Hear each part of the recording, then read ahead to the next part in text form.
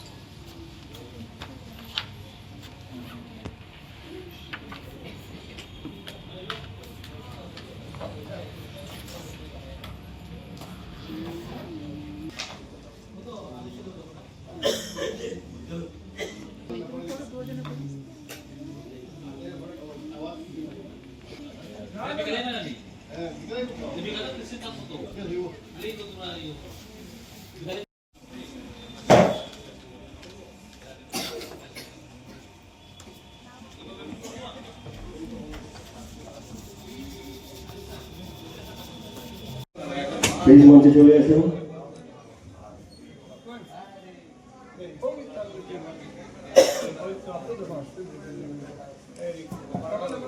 Third পূর্বশী Sinha Nehru school এ গ্রুপে अंशुमान दे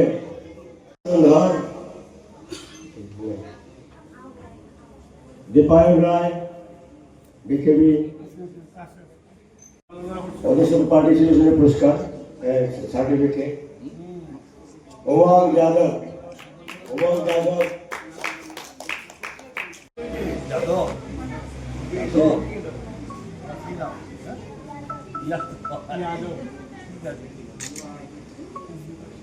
राजकुमारी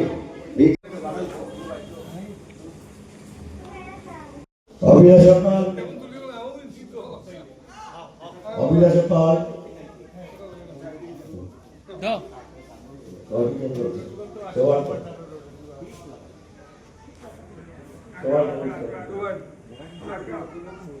আগে একবার আইয়া গেছি আজকে গান চলে আসছে ফ্লাওয়ার শো শেষ করলাম সার্টিফিকেট দাও মাগো সার্টিফিকেটটা ধরো হ্যাঁ সাধু সাধু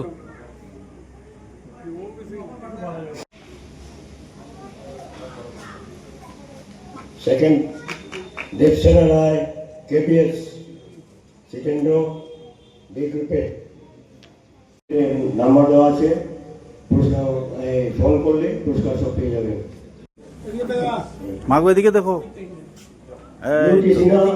বিউটি সিনহা জিন্দাবাদ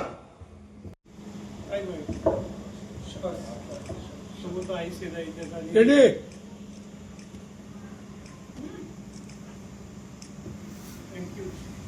ঘুষের বাতুসূত্রী অক্সফোর্ডের শিক্ষিকা ওই লতিকা ঘোষ যেহেতু আমাদের স্যার সুব্রমণী দত্তরা বসে আছেন বলে দিলাম এই বিভিন্ন পুস্তকে নানাভাবে তথ্য বিকৃতি ঘটে যেমন লক্ষ্মী স্বামীনাথন কিন্তু মাদ্রাজেই ডক্টর ছিলেন এমনকি লক্ষ্মী স্বামীনাথন মেরিট ছিলেন মাদ্রাজে মেরিট অলসো কিন্তু এখানে সিঙ্গাপুরের ফ্যাক্টরিতে গেছিলেন লক্ষ্মী স্বামীনাথনের কথা যত ভুল করতে কম সেই সময়ের ফ্যাক্টরি ডাক্তারি ছেড়ে সেই বাংলাদেশের রামান বাগানের অশিক্ষিত ছোট্ট 12-14 বছরের মেয়েদেরকে নিয়ে বাহিনী সেই বাহিনীর তিনি ট্রেনিং দিচ্ছেন এবং সমস্ত কিছু ছেড়ে দেশের জন্য লেগে গেলেন অপূর্ব নেতাজির এখানেই কৃতিত্ব যে ম্যাডাম যা বলে গেলেন সম্পূর্ণ নবজাগরণের শেষ জ্যোতিষ্ক বলেছেন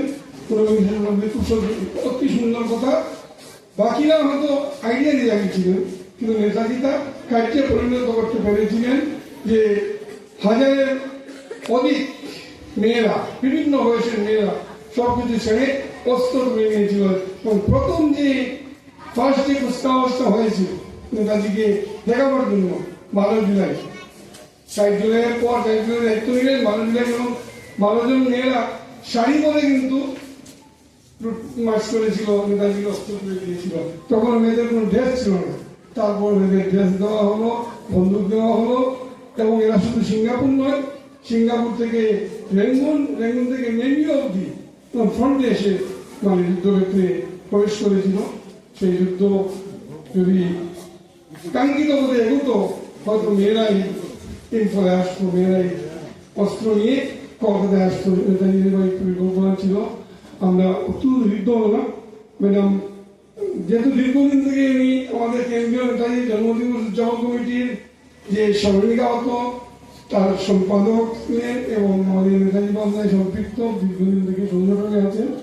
আমরা তাদের থেকে শুনি। তার অন্যতম প্রধান লক্ষ্য ছিল সমাজ সংস্কারের মাধ্যমে নারীর অধিকার প্রতিষ্ঠা।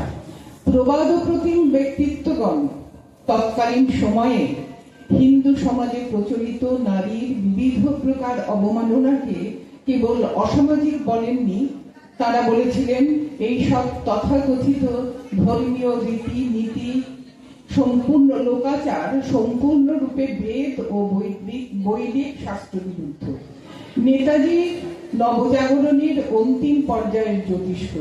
তার বৈপ্লবিক চিন্তা কেবলমাত্র ব্রিটিশ শাসন মুক্তির মধ্যে সীমাবদ্ধ রাখেননি, সামাজিক গড্ডলিকা প্রবাহের বিরুদ্ধেও তিনি ছিলেন সমান সোচ্চার। তার স্বদেশ ভাবনায় বিশেষভাবে প্রাধান্য পেয়েছিল নারী মুক্তি ও নারী সত্তার সর্বোচ্চ বিকাশ। তার ভাবনায় ফুটে উঠেছে নারী জাতির প্রতি বিনম্রতা। এই শ্রদ্ধা ও বিনম্রতা থেকেই জন্ম নেয় দেশমাতৃকার ভালোবাসা ও দায়বদ্ধতা।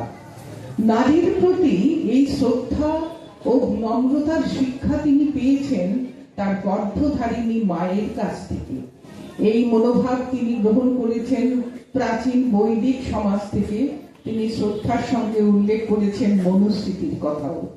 তিনি সমাজের যুব সমাজকে বলেছেন, হে ভাতৃমণ্ডলী, মায়ের আরাধনা করিতে শিখো, মাতৃজাতিকে ভক্তি করো, শ্রদ্ধা করো, নিজের দেশের মাতৃজাতির সম্মান অক্ষুণ্ণ রাখিবার জন্য কৃত সংকল্প হও। যাহা বহুযুগ পূর্বে মনু বলিয়াছিলেন, যথায় নারী পূজিতা হন তথায় দেবতারা আনন্দ লাভ করিয়া থাকেন। যে দেশে নারীর সম্মান নাই সে দেশে সমস্ত ক্রিয়াকাণ্ড বিফল। আজকের এই অনুষ্ঠানে আমি যোগ দিতে পেরে আমার খুবই ভালো লাগছে। আর এই যে নেতাজি ফাউন্ডেশন, তার যে প্রাণপুরুষ বর্তমানে নেহারজন্য পাল, ওনার যে উদ্যম উৎসাহ, যেভাবে এই সংগঠনকে ধরে রাখছেন এবং এই অনুষ্ঠানগুলো চালিয়ে যাচ্ছেন আফটার পরিতোষ পাল চৌধুরী, সেটা প্রশংসার দাবি রাখে। এবং আজকের দিনের সবচেয়ে বড় জিনিস হলো নেতাজির মনে একজন আইকনিক ব্যক্তিত্ব ওয়ার্ল্ড ওয়াইড, তাকে সামনে রেখে আমরা ভাবি যে তরুণের স্বপ্ন যখন আমরা পড়েছি, যে আজকের তরুণের সামনে সবচেয়ে বড় আইকনিক ফিগার নেতাজি ছাড়া কেউ নেই। আর এটাকে তুলে ধরছেন আমাদের নেহারঞ্জন পাল, সবার সামনে নেতাজির সমস্ত ক্রিয়াকলাপ কি করেছিলেন তিনি, সেগুলি অধরা ছিল এবং আজকে এইগুলি তুলেও ধরা হয়েছে এবং সেটার জন্য ওনাকে আমি প্রশংসা করছি। আর এটার সাথে সামিল হতে পারে নিজেকে ধন্যবাদ করছি। ধন্যবাদ। আমি নেতাজি সম্বন্ধে আমার গুরুরা আছেন এখানে, কিন্তু আমরা বিশেষ করে আজকে যে অনুষ্ঠান প্রত্যেক বছরই আপনারা দেখতে পাচ্ছেন যে আমরা নেতাজি ফাউন্ডেশনের পক্ষ থেকে বিভিন্নভাবে বিভিন্ন সময় বাইরেরও বক্তারা এখানে আসেন। আমরা সভাপতি নেহারঞ্জন পাল মহাশয়ের নেতৃত্বে আজকে দীর্ঘ অনেক বছর থেকে আমরা এই সংগঠনে একত্রিত আছি এবং আগামীতেও থাকবো। নতুন প্রজন্মকে নেতাজির আদর্শ পথ দেখানো আমাদের দরকার এবং আমরা প্রতি বছর চেষ্টা করি কচিকাচাদেরকে নিয়ে বিভিন্ন অনুষ্ঠান অনুষ্ঠিত করার জন্য।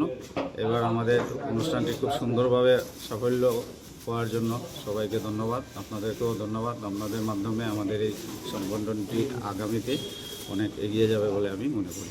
ধন্যবাদ। দেখতে পেলাম আর সেই জায়গায় দাঁড়িয়ে আজকে আগামী প্রজন্মের কাছে বিশেষ কিছু সূচনা গেছে, আজকে কি বলতে চাইবেন?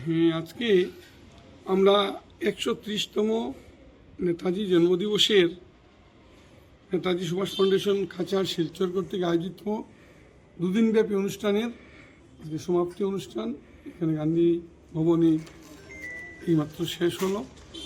প্রথম পর্যায়ে ছিল আলোচনা সভা। আলোচনার বিষয় ছিল নেতাজির ভাবনায় নারীর ক্ষমতায়ন। যেহেতু এখনও আমাদের দেশে রোজদিনই খবর আসছে নারী নির্যাতনের, বিভিন্নভাবে নারী নিগ্রহ রোজদিনই আপনারা দেখতে পান।